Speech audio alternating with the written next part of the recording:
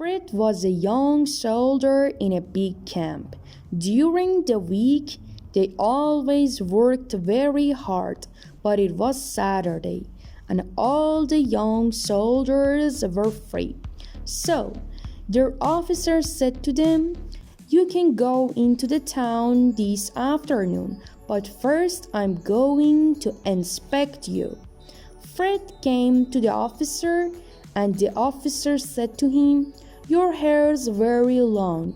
Go to the barber and then come back to me again." Fred ran to the barber's shop, but it was closed because it was Saturday.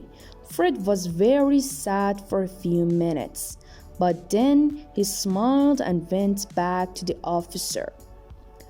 "Are my boots clean now, sir?" he asked. The officer did not look at Fred's hair. He looked at his boots and said, "Yes, they're much better now. You can go out, and next week, first clean your boots and then come to me."